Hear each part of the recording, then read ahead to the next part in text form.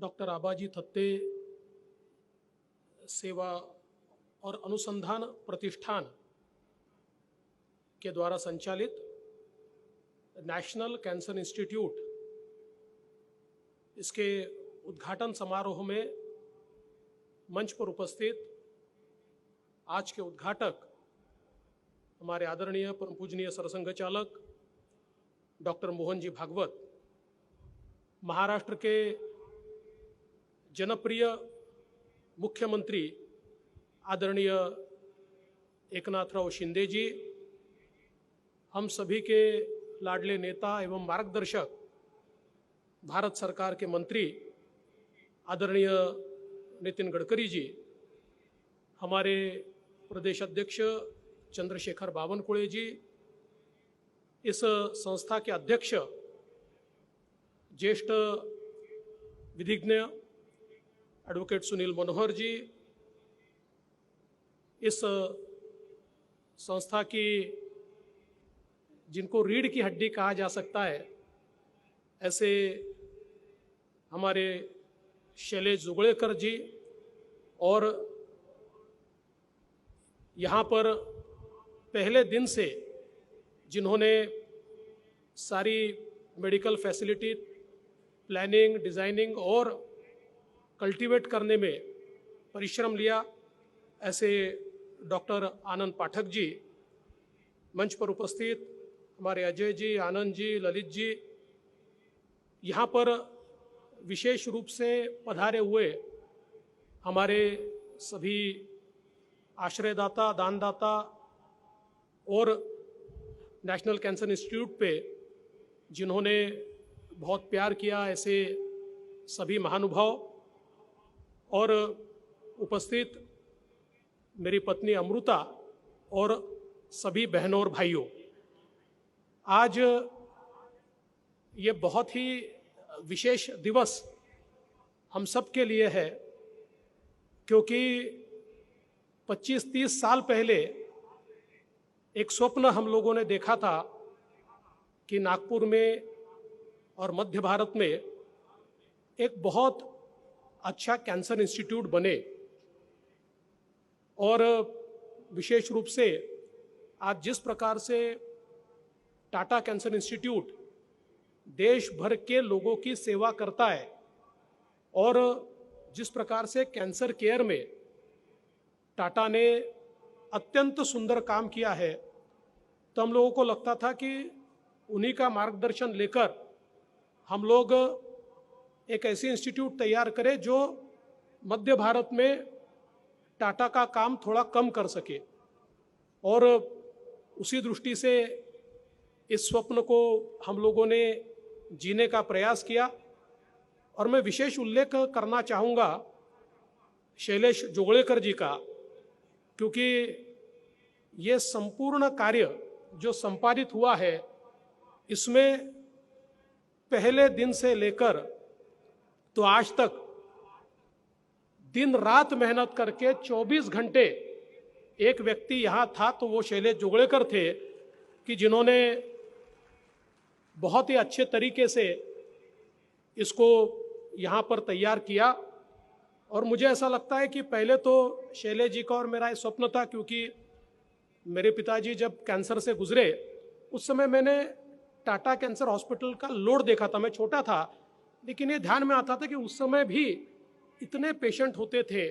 सबको सेवाएं मिलती थी, लेकिन बहुत लोड होता था, मुंबई में रहने के प्रॉब्लम्स होते थे। शैलेश जी के भी घर में उनकी पत्नी जब कैंसर से गुजरी, उस समय एक लंबी ट्रीटमेंट शैलेश जी ने उनके लिए जब की, तो शैलेश जी एक प्रकार से कैंसर के एक्सपर्ट भी बने। तो हम लोगों ने उस समय यह तय किया कि इसको हम करेंगे। और मुझे आज याद आती है हमारे विलास जी फडणवीस की, राष्ट्रीय स्वयंसेवक संघ में एक प्रकार से हमारे मार्गदर्शक विलास जी थे, और विलास जी ने इसमें प्रेरणा दी। और ये जो सारी टीम हमको दिखाई पड़ती है, ये सारी टीम उस समय विलास जी के तत्वावधान में तैयार हुई। और मुझे ऐसा लगता है कि उसके बाद जो हम दोनों का सपना था, वो एक टीम का सपना बना, और इस टीम ने बहुत अच्छा काम किया और इसका भी उल्लेख मैं करना चाहता हूँ कि परम पूजनीय डॉक्टर मोहन जी, इन्होंने हर स्तर पर हमको मार्गदर्शन किया और अलग अलग समय यहाँ पर भेंट देकर कितना कार्य हुआ है ये भी उन्होंने उसकी जानकारी भी ली, उसका मार्गदर्शन भी हमको किया। आदरणीय भैया जी ने हमको मार्गदर्शन किया और विशेष रूप से पसंद आएगा नहीं लेकिन फिर भी मैं उल्लेख करना चाहूँगा हमारे सुनील जी देशपांडे का, कि जिन्होंने हमें इस सारे काम में बहुत अच्छा मार्गदर्शन किया। और मैं ऐसा मानता हूँ कि ये केवल संघ की प्रेरणा थी कि जिसके कारण हम सब लोग मिलकर इसको तैयार कर पाए और आज एक बहुत अच्छा हॉस्पिटल तैयार हुआ है। पहले दिन से हम लोगों ने तय किया था कि हॉस्पिटल तो स्टेट ऑफ आर्ट ही बनेगा, लेकिन इसमें भाव ये होगा कि गरीबों की सेवा होनी चाहिए। इसलिए आज आप देख सकते हैं, जनरल वार्ड हो या स्पेशल वार्ड हो, सब जगह सुविधाएं सरीकी है। ट्रीटमेंट प्रोटोकॉल कोई उसमें बदलाव नहीं है, मेडिसिन्स जो यूज होते हैं कोई बदलाव नहीं है, डॉक्टर्स की टीम उसमें कोई बदलाव नहीं है। जो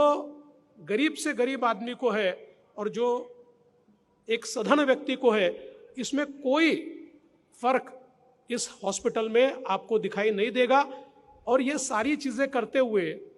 हमने ये प्रयास किया कि चूंकि कैंसर एक लंबी बीमारी होती है, इसमें खर्चा भी बहुत ज़्यादा आता है, एक परिवार पर इसका असर होता है, इसलिए हम लोग इस ट्रीटमेंट को एफोर्डेबल कैसे कर पाए। कई बार जो गरीब लोग होते हैं उनको हम लोग जो सेवाएं हैं निःशुल्क भी देते हैं। और विशेष रूप से एक उल्लेख मैं करना चाहूँगा कि पहली बार मध्य भारत में पीडियाट्रिक वार्ड यहाँ पर शुरू हुआ है और बच्चों को यहाँ पर कैंसर की ट्रीटमेंट दी जाती है। और बच्चों को जो ट्रीटमेंट दी जाती है पीडियाट्रिक वार्ड में, वो पूर्ण रूप से निःशुल्क दी जाती है, उसमें कुछ भी चार्ज नहीं किया जाता। और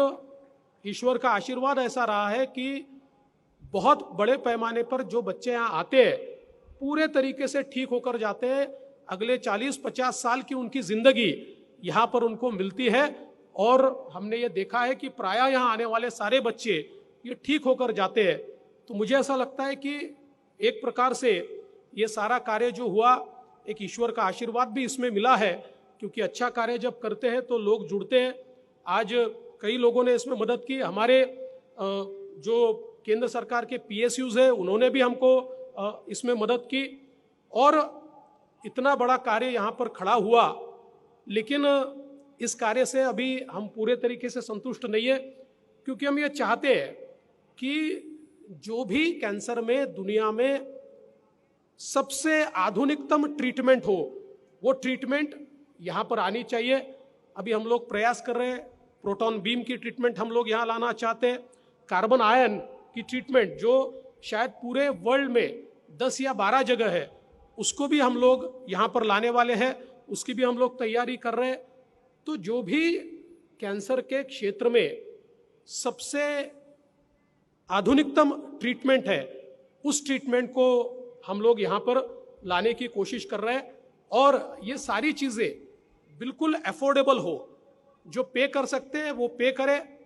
और जो नहीं कर सकते हैं उनकी जितनी व्यवस्था हम कर सकते हैं, जितने कम शुल्क में हम कर सकते हैं, उतनी व्यवस्था हम करने की कोशिश कर रहे हैं।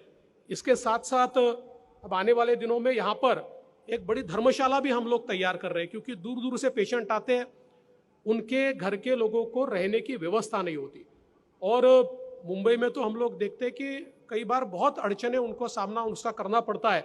यहाँ पर भी मध्य भारत से पेशेंट आ रहे हैं, और केवल मध्य भारत से नहीं, साउथ इंडिया से भी पेशेंट यहाँ पर आ रहे हैं। तो हम लोग यहाँ पर एक धर्मशाला का भी निर्माण करेंगे, ताकि उनको रहने की वहाँ पर व्यवस्था हो और उनके पेशेंट्स का वो ठीक ढंग से ख्याल जो है वो रख पाए। इसके साथ साथ 2 और सेंटर हम लोग यहाँ पर खोलना चाहते हैं। विशेष रूप से चूँकि यहाँ पर अभी BMT का भी काम अगले 3 महीने में शुरू होगा और बीएमटी के साथ साथ जो ब्लड रिलेटेड डिसीजेस है उसमें विशेषता विदर्भ में थैलेसेमिया और सिकल सेल, ये 2 जो बीमारियां हैं ये बहुत बड़े पैमाने पर हमको दिखाई पड़ती है और इसमें भी बहुत लंबी ट्रीटमेंट है और काफ़ी गरीब लोगों को इसका सामना करना पड़ता है। सरकार की ओर से भी हमारे मुख्यमंत्री जी के नेतृत्व में हम कुछ फैसिलिटीज़ खड़ी कर रहे हैं, लेकिन उसके साथ साथ यहाँ पर भी हम लोग थैलेसेमिया और सिकल सेल के सेंटर्स आने वाले दिनों में शुरू करना चाहते हैं ताकि उसका रिसर्च भी हो और उसकी ट्रीटमेंट भी यहाँ पर हो। उसकी भी शुरुआत हम लोग निश्चित रूप से जल्दी ही करेंगे। विशेष रूप से हमारे डॉक्टर आनंद पाठक जी, इनका हमेशा ये कहना होता है कि आपने इसका नाम रिसर्च इंस्टीट्यूट रखा है तो इसमें रिसर्च होना ही चाहिए और हम लोग भी ये मानते हैं कि अनुसंधान के सिवा हम लोग नए ट्रीटमेंट प्रोटोकॉल तैयार नहीं कर सकते। इसलिए बहुत ही डेडिकेटेड इस प्रकार की यहाँ पर ये सारी अनुसंधान की फैसिलिटी हम लोग निश्चित प्रकार से तैयार कर रहे हैं कि जिसमें बड़े पैमाने पर जो इस फील्ड के लोग हैं वो सारे लोग यहाँ आकर अनुसंधान कर पाए और नए नए प्रोटोकॉल तैयार कर पाए, नए नए ट्रीटमेंट्स हम लोगों को दे पाए। और उसके लिए हम लोग जो भी एक हमारे सारे कैश फ्लो में जो भी हम डेडिकेटेड एक उसका हिस्सा उसके लिए रखना चाहते हैं। वैसे भी ये कोई प्रॉफिट अर्न करने के लिए तो तैयार नहीं हुआ है, सेवा करने के लिए तैयार हुआ है, इसलिए कभी उसकी चिंता तो की नहीं। लेकिन जब तक डेडिकेशन के साथ अनुसंधान नहीं होता तब तक मुझे ऐसा लगता है कि ये सारा कार्य हम लोग निष्पादित नहीं कर पाएंगे। मैं इस समय एक और व्यक्ति का बहुत बहुत आभार व्यक्त करना चाहूँगा। हमारे जो अध्यक्ष है एडवोकेट सुनील मनोहर जी, महाराष्ट्र के पूर्व महाधिवक्ता वो रहे हैं, एक बहुत ही सीनियर एडवोकेट है, बहुत ही बिजी रहते हैं, लेकिन उन्होंने इस हॉस्पिटल के लिए अपना बहुत समय लगातार हमको दिया है। बार बार वो यहाँ पर आकर पूरे तरीके से पार्टिसिपेट करते हैं, यहाँ पर जो अड़चने होती है उसको दूर करते हैं। तो जिस समय हमने 2015 में उनको बागडोर दी